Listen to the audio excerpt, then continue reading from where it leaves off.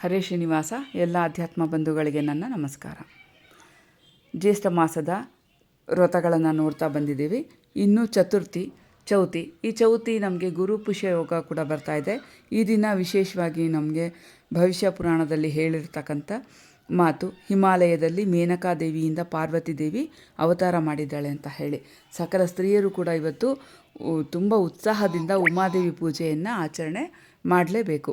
ಪ್ರತಿನಿತ್ಯ ಮಾಡ್ತಕ್ಕಂಥ ಗೌರಿ ಪೂಜೆಯನ್ನೇ ಇನ್ನೂ ಸ್ವಲ್ಪ ವಿಸ್ತಾರವಾಗಿ ಆಚರಣೆ ಮಾಡಿ, ಹೇಗೆ ನಾವೊಂದು ಜನ್ಮದಿನವನ್ನು ಆಚರಣೆ ಮಾಡ್ಕೊಳ್ತೀವಲ್ಲ, ಆ ರೀತಿಯಾಗಿ ತಾಯಿಗೆ ಉಡಿಯನ್ನು ತುಂಬಿ ವಿಶೇಷವಾಗಿ ಆಚರಣೆ ಮಾಡ್ಕೊಳ್ಳೋದ್ರಿಂದ ನಾವು ಅವಳ ಅನುಗ್ರಹಕ್ಕೆ ಪಾತ್ರರಾಗ್ತೀವಿ.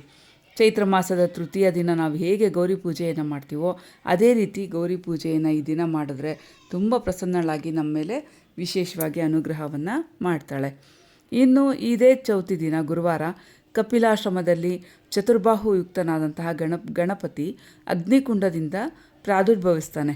ಅದರಿಂದ ಇದಕ್ಕೆ ವಿನಾಯಕ ಚತುರ್ಥಿ ಅಂತ ಹೇಳಿ ಕರೀತಾರೆ. ಈ ದಿನ ಗಣಪತಿಗೂ ಕೂಡ ನಾವು ವಿಶೇಷ ಪೂಜೆಯನ್ನು ಮಾಡಬೇಕು. ಗಣಪತಿಯ ಅಂತರ್ಯಾಮಿಯಾಗಿರ್ತಕ್ಕಂಥ ಪ್ರದ್ಯುಮ್ನ ನಾಮಕನಾದಂಥ, ಅಂದರೆ ವಿಶ್ವಂಬರ ನಾಮಕ ಪರಮಾತ್ಮ, ಅವನನ್ನು ಪ್ರದ್ಯುಮ್ನ ನಾಮಕನನ್ನಾಗಿ ಚಿಂತನೆ ಮಾಡಬೇಕು. ಇನ್ನು ಈ ಮಾಸದಲ್ಲಿ ರಮಾ ತ್ರಿವಿಕ್ರಮ ದೇವರು ಮಾಸ ನಿಯಾಮಕ ಆಗಿರೋದ್ರಿಂದ ಅವರ ಗದ, ಚಕ್ರ, ಶಂಖ ಮತ್ತು ಕಮಲ ಈ ರೀತಿಯಾಗಿ ಯಾವುದೇ ರಂಗೋಲಿ ಪೂಜೆಯನ್ನು ಮಾಡಿದ್ರೂ ನಾವು ಮಾಸ ನಿಯಾಮಕನ ಒಂದು ಆಯುಧಗಳನ್ನು ಹಾಕ್ಕೊಳ್ಬೇಕು. ಇನ್ನು ಪಂಚಮಿ ಶುಕ್ರವಾರ ಬರ್ತಾ ಇದೆ. ಈ ದಿನ ಕೂಡ ನಮಗೆ ವಿಶೇಷವಾಗಿ ಪಿತೃಗಳನ್ನು ಅರ್ಚನೆ ಮಾಡಬೇಕು. ಹರಿಕಥಾಮೃತ ಸಾರದಲ್ಲಿ ಬರ್ತಕ್ಕಂಥ ಪಿತೃಗಣ ಸಂಧಿಯನ್ನು ಹೇಳ್ಕೊಳ್ಬೇಕು ಮತ್ತು ಪೈತೃಕ ಸುಳಾದಿಯನ್ನು ಹೇಳ್ಕೊಳ್ಳೋದ್ರಿಂದ ನಮ್ಮ ಪಿತೃಗಳಿಗೆ ವಿಶೇಷವಾಗಿ ಪ್ರೀತಿಯಾಗಿ ನಮಗೆ ಅನುಗ್ರಹ ಮಾಡ್ತಾರೆ ಮತ್ತು ವಂಶಾಭಿವೃದ್ಧಿ ಆಗುತ್ತೆ, ಸತ್ಸಂತಾನ ಮನೆಯಲ್ಲಿ ಆಗತ್ತೆ. ಇನ್ನು ಜ್ಯೇಷ್ಠ ಶುದ್ಧ ಷಷ್ಠಿ ಮೋಹನದಾಸರ ಆರಾಧನೆ. ಇದು ಚಿಪ್ಪಗಿರಿಯಲ್ಲಿ ಇವರ ಬೃಂದಾವನ ಇದೆ. ಮೋಹನದಾಸರು ಮತ್ತು ವಿಜಯದಾಸರು ಅಂತ ಹೇಳಿ, ವಿಜಯದಾಸರ ಸಾಕು ಮಗ, ಇವರ ಆರಾಧನೆ ಬರುತ್ತೆ. ಇನ್ನು ಜ್ಯೇಷ್ಠ ಶುದ್ಧ ಸಪ್ತಮಿ ಲಕ್ಷ್ಮೀ ಪೂಜೆಯನ್ನು ಮಾಡಬೇಕು. ಸಪ್ತಮ್ಯಾಂ ಜ್ಯೇಷ್ಠ ಮಾಸಸ್ಯ ಜ್ಯೇಷ್ಠಾಂ ತೇನಾರ್ಚಯಂತಿ ಯೇ ತತ್ರೈವ ವಾಸೋ ಜ್ಯೇಷ್ಠಾಯ ಭವಿಷ್ಯತಿ ನ ಸಂಶಯ. ಜ್ಯೇಷ್ಠ ಎಂಬ ಹೆಸರಿನ ಲಕ್ಷ್ಮೀ ದೇವಿಯನ್ನು ನಾವು ಪೂಜೆ ಮಾಡಬೇಕು. ಇದರಿಂದ ನಮಗೆ ಲಕ್ಷ್ಮೀ ಪೂಜೆ ಯಾರ ಮನೆಯಲ್ಲಿ ಈ ದಿನ ಮಾಡ್ತಾರೋ ಅವರಿಗೆ ನಿರಂತರವಾಗಿ ಲಕ್ಷ್ಮೀ ವಾಸ ಮಾಡ್ತಾಳೆ. ಜ್ಯೇಷ್ಠ ಅನ್ನೋ ಪದಕ್ಕೆ ಸ್ತ್ರೀಯರಲ್ಲೇ ಸರ್ವೋತ್ತಮಳಾದಂತಹ ಮಹಾಲಕ್ಷ್ಮೀ ದೇವಿ ಅಂತ ಹೇಳಿ ನಾವು ಅರ್ಥವನ್ನು ಮಾಡ್ಕೊಳ್ಬೇಕು. ಸರ್ವತಾ ಅಲಕ್ಷ್ಮಿ ಅಂತ ಹೇಳಿ ಅರ್ಥವನ್ನು ತಿಳ್ಕೊಳ್ಬಾರ್ದು.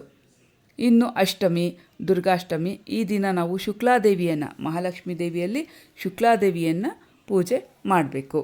ಇನ್ನು ದಶಮಿ, ದಶಹರ ಗಂಗಾ. ಇದು ಪಾಡ್ಯದಿಂದ 10 ದಿನದ ತನಕ ನಾವು ದಶಹರ ವ್ರತವನ್ನು ಮಾಡಬೇಕು. ವಿಶೇಷವಾಗಿ ದಶಮಿ ನಾವು ಬುಧವಾರ ಬರ್ತಾ ಇದೆ. ಈ ದಿನ ನಾವು ಗಂಗಾ ಪೂಜೆಯನ್ನು ಮಾಡಬೇಕು. ತ್ರಿವಿಕ್ರಮ ದೇವರ ಪೂಜೆಯನ್ನು ಕೂಡ ನಾವು ಈ ದಿನ ಮಾಡಬೇಕು. ಇದನ್ನೆಲ್ಲ ನೀವು ಒಂದು ಪುಸ್ತಕವನ್ನು ಮಾಡಿ, ಜ್ಯೇಷ್ಠ ಮಾಸದ ಧರ್ಮಗಳು, ವೈಶಾಖ ಮಾಸದ ಧರ್ಮಗಳು, ಈ ರೀತಿಯಾಗಿ ಒಂದು ಪುಸ್ತಕವನ್ನು ಮಾಡಿ ಬರೆದಿಟ್ಕೊಳ್ಳಿ. ಹೀಗೆ ಬರೆದಿಟ್ಕೊಳ್ಳೋದ್ರಿಂದ ನಮಗೆ ಸುಲಭವಾಗಿ ಅದು ಸಿಗುತ್ತೆ, ಯಾವ ಪೂಜೆಯನ್ನು ಮಾಡಬೇಕು ಅಂತ ಹೇಳಿ. ಆ ಮಂತ್ರಗಳನ್ನು ಡಿಸ್ಕ್ರಿಪ್ಷನಲ್ಲಿ ಹಾಕಿರ್ತೀನಿ. ಮಂತ್ರಗಳನ್ನು ಬರ್ಕೊಂಡು ಈ ದಿನ ಇಂಥ ಪೂಜೆ ಮಾಡಬೇಕು ಅಂತ ಬರೆದಾಗ ನಿತ್ಯದಲ್ಲೂ ನಮಗೆ ಏನಾದರೂ ಒಂದು ಪೂಜೆ ಇರುತ್ತೆ.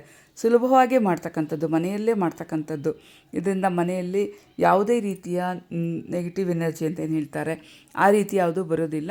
ಮನೆಯಲ್ಲಿ ಯಾವಾಗಲೂ ಪಾಸಿಟಿವ್ ಆಗಿರುತ್ತೆ ಮತ್ತು ಮಕ್ಕಳಿಗೂ ಕೂಡ ತುಂಬ ಒಳ್ಳೆ ವೈಬ್ರೇಷನ್ ಸಿಗತ್ತೆ.